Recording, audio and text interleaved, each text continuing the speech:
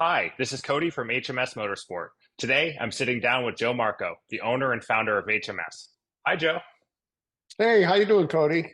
I'm doing great, thanks. Thanks for being here today. We'd like to start out by thanking Instructorfest. We're thrilled to be here today. Joe, you've had a long history of being an HPDE instructor. Tell us a little bit about your background as being a driving instructor. Well, I've done it for about 30 years. I got into it. I actually used to do driving schools back in the 70s, which is when I picked up my 2002 TII. And I kind of let it go for a while. And then when I moved back to when I moved to Massachusetts, I got invigorated with the BMW club and started doing a lot of driver schools and autocross and stuff like that. So it's been, 30 years. I've spent a lot of that time as an event organizer, which I enjoyed quite a bit. And I've also been very involved with BMW CCA and PCA on a national level, helping them with safety standards and guidelines and just any kind of issues regarding to, making the events safer, getting instructors better qualified and all those kind of issues. And currently, I'm the regional driving events coordinator rep for BMW Club for the Southeast, Mid-Atlantic Southeast. Wow, that's a pretty extensive background there. Oftentimes, we hear safety talked about from the driver standpoint. Do you have any safety tips that would be specific for someone that's over in the passenger seat? Yeah, I mean, I think the first thing, and this relates to whether it's a newbie or whatever, is to be aware of the car. So first thing I do when I go to a new student is I look at the car. I look at what kind of seat belts they have. If it's a stock 3-point belt, is it in good condition? Is the seat in good? If it's an older car, is the seat in good condition? Is the seat back rattle around? Is the seat mounted securely? Just basic things like that. I look at just in general what is in the car. Does the car have airbags? Does it have a roll cage? If it has a roll cage, does it have roll bar padding?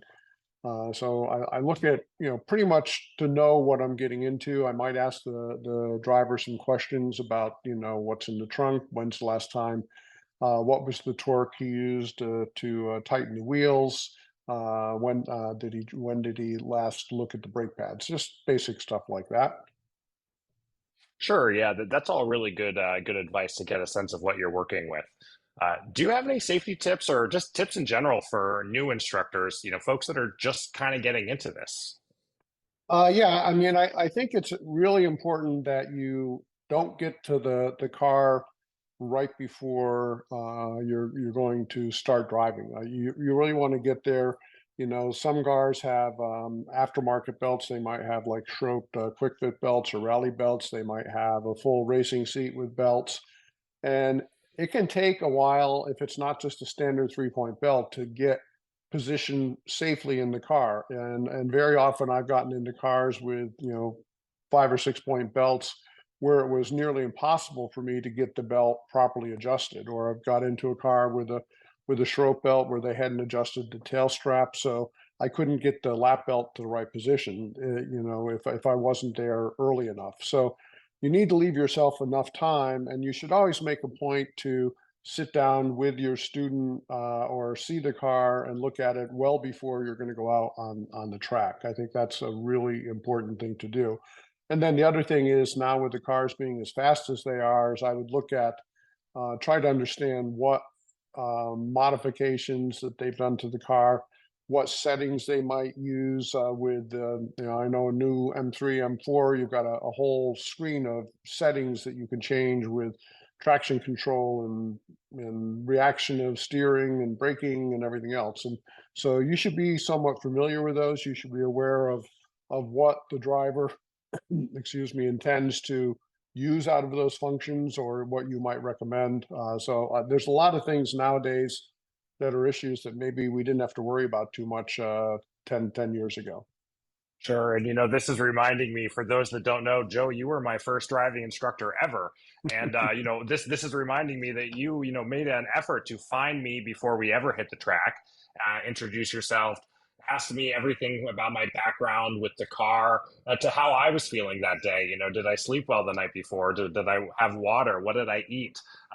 So we really covered everything to make sure that, we were both feeling good getting into the car. And I can say that having never been on a racetrack before, that conversation made me feel so much more comfortable. And also, you driving my car for the first time out on the track, that was also a very awesome memory, but very helpful as well.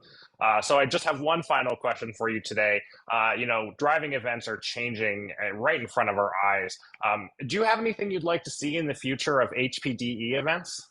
Well, I know one thing that I've done, particularly in the last few years, is that I've moved to not always sitting in the right-hand seat while instructing. What I mean by that is the pandemic pushed us into some new, different ways to instruct, and one of them was lead follow, which I wasn't a big fan of when you really couldn't communicate with the driver right away. But we came up with some ways. We developed a product called the Chaser, which gives you a Bluetooth connection where I could be out on the track with three students at the same time, doing lead follow, doing exercises where we're all communicating in real time, just like you're doing with a standard instructor communicator while you're in the car.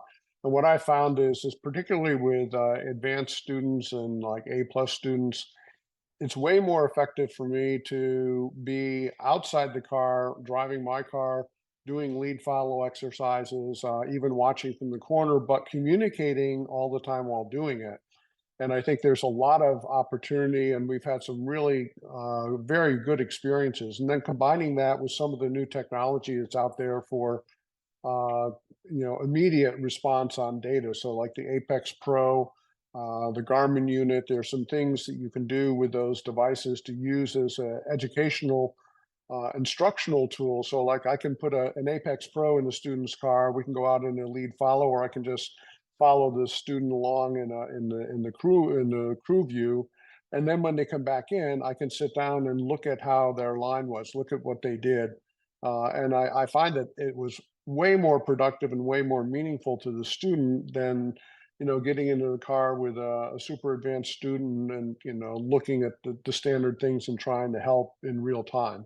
So that's kind of a new thing, and I think with the cars getting faster, I find more and more instructors are nervous about getting into some of these cars with an unknown driver, and with we can go 160 down the back straight or front straight. So I think things are changing a little bit that way. Technology is changing. That's allowing us to do some things if you take advantage of it. So I think that's kind of where the future is going, because I know there are a lot of the more senior instructors, as myself, are more and more uncomfortable about always getting in the right hand seat. So there are alternatives that can be very, very effective to do the proper job as an instructor. Absolutely. It's great to hear about some suggestions of how to continue instructing if you are starting to get to that place, because you're not the only one. We hear from a lot of folks that aren't really comfortable nowadays with just how fast cars right out of the box. Well, excellent, Joe. I want to thank you so much for your time today. We're going to head up back into this presentation. All right, great. Good luck, and thank you all for attending and inviting us to be there.